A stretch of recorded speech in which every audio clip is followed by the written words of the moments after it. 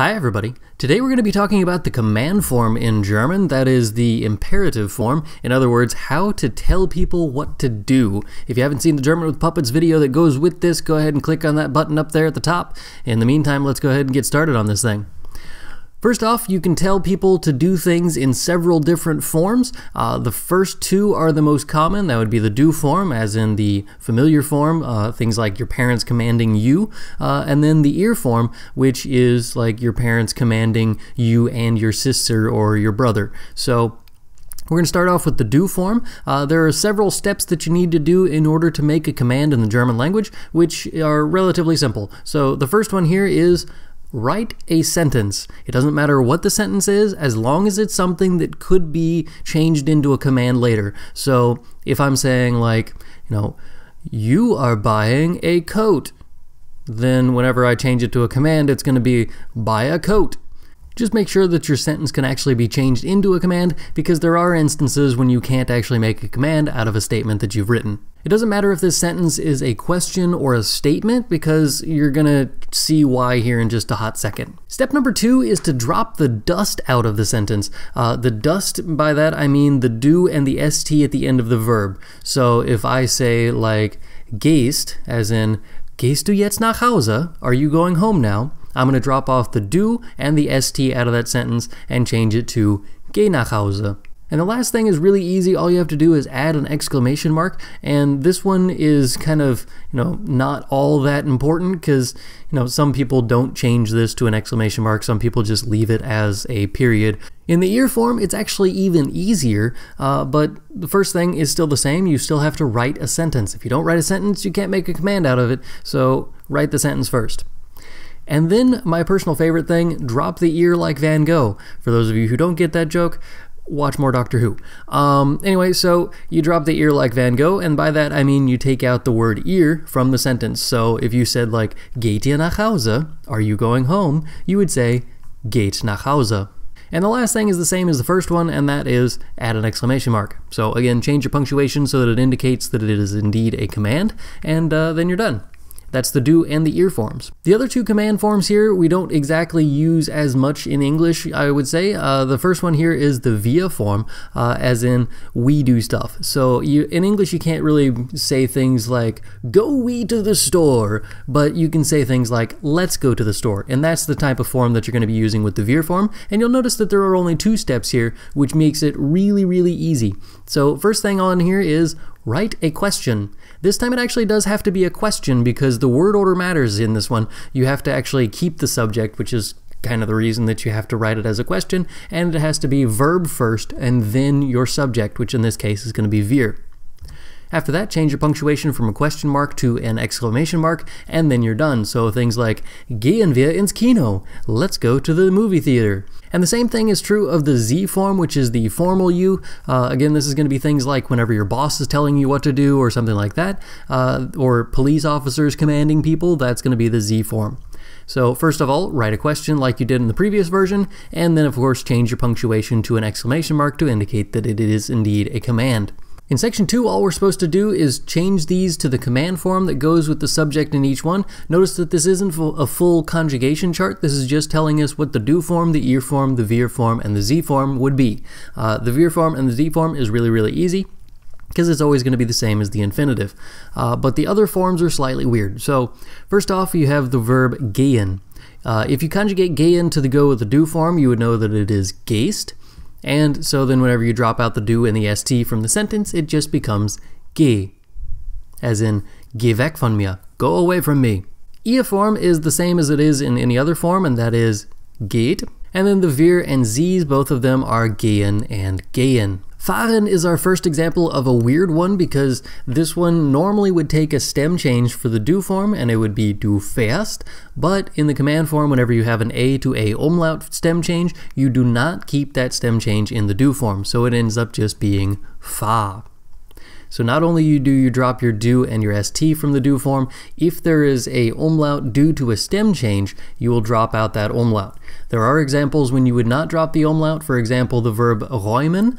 Räumen means to clean, and that one has an umlaut in the original form, in the infinitive form, and therefore you also have an umlaut in the do form, even in the command. The ir form and the vir forms are always the same, so you can command someone to fahrt, so that's fun, that's the ir form, and then of course fahren and fahren for the vir and z forms. Lesen is also a stem changing verb, so that means that the do form normally would be liest, L-I-E-S-T. Now, of course, we're supposed to drop out the do and the st, so if you were to do that, you drop out the st, you would end up with just li, which just sounds stupid. So if the stem has an s at the end of it, which lesen does, and you have a stem change of an ie stem, you're still going to keep that stem, and you're just going to leave the s on there. So lies is the command form for do, as in read the book, lies das Buch. So, two rules going on here. We have a stem change from an E to an IE. That stem change still stays there for the do form, and the S at the end of the stem is the second rule, and that stays there as well because you didn't add one whenever you conjugated to the do form to begin with, so you don't take away something you didn't add when you conjugated. In the ir form, it's exactly what you would expect it to be. You drop your E in and add T, lest, and then the vir form and the z form are both lesen, to read. I have a few more examples just to make sure that you understand how to use these. First one on here is geben. Geben is also a stem changing verb. This one changes from an E to an I, which means that we still have that stem change here, and so we have gib, as in gib mir das, give me that. The ir form is still regular, so we have gebt, and then the vir and z forms geben and geben. Reden is another example of a rule that we need to know about, and that is that if it ends in a D, you already added an E when you conjugated to the redest form for the do form, and you keep that E whenever you drop out the do and the st. And that's why I tell my students to conjugate the verb first rather than what their textbook tells them to do, and that's just drop the E in and just leave it as that, because these stem changes and stuff like this kind of matters. You added an E whenever you did the do form normally conjugated, so you would have du redest, and now we want to take this and leave the E on there because, like I said, you're just dropping the do and the st, so the E stays. And this is true of anything that ends in a D or a T or any of those things you added an E in the present tense conjugation for the do form. So the conjugation or the command form would be rede, as in rede nicht so viel, don't talk so much. Redet. That one again is the ir form like it normally is. And then of course the vir and z forms are both reden. Reiten is another example of that exact same rule, so whenever we conjugate this to the do form for the command, we have reite. The ir form takes an et, reitet, and the vir and z forms both are reiten. In section 3 here, we're supposed to change these sentences to the command form. In a couple of them, we're going to have to kind of mess with stuff a little bit so that it doesn't end up sounding clunky. But the reason that it sounds clunky is because I kind of had to have a sentence that makes sense to begin with and then change that into the command form. So there is at least one or two of those that I'm going to have to change things. First one on here says, Du tust mir nicht weh. That actually says, you are not hurting me. So now we want to say, don't hurt me. As in, help me man, my tie is evil and it's gonna kill me. Please don't hurt me. And if that's the case, all we have to do is drop the do and the st out of the sentence. Obviously, we're going to have to capitalize our start of the sentence here, so do that as well. And then, of course, at the end of the sentence, we're going to have an exclamation mark. So this one's relatively easy. Tu mir nicht weh. Don't hurt me. As in, bitte tu mir nicht weh. Nummer 2.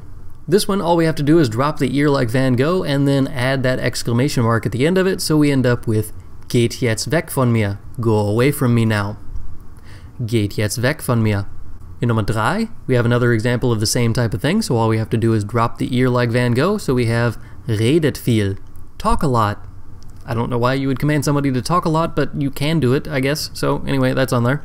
Riechst du meine Blume? Are you smelling my flower? If you want to command somebody to smell my flower, you're going to say, riech meine Blume. Smell my flower. As in, hey man, riech mal meine Blume. Nummer 5. Stehst du früh am Morgen auf? Are you getting up early in the morning? If you change this to a command, all you're going to have to do is drop the do and the st out of the sentence, so you drop the dust, and that would be Steh früh am Morgen auf. Get up early in the morning. That's good advice. That's just helpful stuff right there. Nummer 6. This one says, sterbt ihr gerade? Are you dying right now? You're not going to say gerade whenever you command somebody to be like, die! You don't say, die now-ish. So in order to avoid that, you drop out the gerade as well. It just doesn't make sense to do it in a command. So the entire sentence ends up just being one word, sterbt. Like, all of you die. I guess that's good for, movies and stuff, although they probably would use the Z form because most of the people that you're telling to die, you don't know very well. Nummer 7. Wachst du auf? Are you waking up? We already did a form of wachen, and so we do the same thing here. We drop the du and the st, so we end up with wach auf, as in Charlie, wach auf. Nummer 8. Wir fahren nach Hause. We're driving home. So now we want to say, let's drive home. All we have to do is switch our subject and verb so that the verb goes first and then add an exclamation mark to the end of it. So we end up with fahren wir nach Hause. Let's drive home. Nummer 9. Wir lesen das Buch. We are reading the book. Again, all we have to do is switch the subject and verb so that we end up with question word order and then add an exclamation mark at the end of it to make it a command. So, lesen wir das Buch. Let's read the book. And for those of you who are wondering what's the difference between lesen wir das Buch whenever it is a command and whenever it is a question, being as the only thing that's different is the punctuation, as you would expect it to be as it is in English, it's actually a difference between the inflection of your voice. So, lesen wir das Buch is a command as opposed to lesen wir das Buch is a question, as in are we reading the book.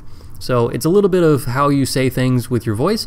Your voice will go up at the end of it for a question, whereas it'll stay pretty solid whenever you're trying to say it as a command. And the last 3 sections here are just writing commands that certain people would say to certain other people so that you can have some examples of writing your own sentences. I personally went ahead and wrote 5 sentences for each one just to kind of play around, and so here's my sentences for the do form. These are all supposed to be from your parents, and so we're going to start off with here, Schlag deine Schwester nicht. Don't hit your sister. Räum dein Zimmer auf. Clean your room. Heb das bitte wieder auf. Pick that up. Deck den Tisch. Set the table. Räum den Tisch ab. Clear off the table. Again, those are all do forms. All you had to do is drop the st and the do out of the sentence, and then just kind of add an exclamation mark to the end of it, and each one of those, I did exactly that. In section 5, we're supposed to write 5 commands from your parents to you and at least one of your siblings. So, again, I want the ear form here. Wacht auf. Wake up. Notice the T at the end. Hört auf. Stop it. Schlaft ein. Go to sleep. Geht ins Bett. Go to bed. Steigt ins Auto ein. Get in the car. These are commands that you would have your parents say to you and at least one other person. That would be the ear form. And so here we have the T at the end of everything, and all we had to do was drop the ear like Van Gogh. In section 6, we have more commands. This one is from a boss to an employee, and yes, some of these are supposed to be jokes. Machen Sie das bitte schnell. Do that quickly, please. Kommen Sie in mein Büro. Come into my office. Bringen Sie mir meinen Kaffee. Bring me my coffee. Schlafen Sie nicht im Büro. Don't sleep in the office. Wachen Sie auf. Wake up. There is one small detail that I left off from this video, and that is that you also can command someone to be something, as in be brave, be good, behave. Wait, that's not the same. Whatever. You know what I mean. Anyway, so if you're going to do that, you're going to have to use a form of sein, and as you would expect, sein is weird because sein is always kind of weird. It's irregular in every tense, and the command form is not really a tense, but it's still kind of weird. So anyway, if you're going to do this for the do form, instead of saying bist, you would actually have to change that to sei, S-E-I, for the do form, as in sei gut, be good. If you want the ear form, you actually use the same thing as you did before, so it's just seid, S-E-I-D, and since you dropped the subject out of the sentence, you would just say things like seid gut, be good. And the last forms, the Vir form and the Z form, you're going to end up with seien. You're not going to command us to do stuff or to be stuff. So, like, let's be cops, that would actually be an example that would work, I guess. And that's going to be like seien wir. That's S-E-I-E-N, seien. And the same thing is true whenever you're saying this for the Z form, seien, as in seien Sie nicht so faul, don't be so lazy. You can use these for things like being and command forms. I left it off of this worksheet because, well, it's not in the textbook that I use at the high school. So anyway, that's all I have for today. Thanks for watching. If you want more of these videos, you can hit that subscribe button and see me all the time. And in the meantime, I'm going to go ahead and leave. Bye now.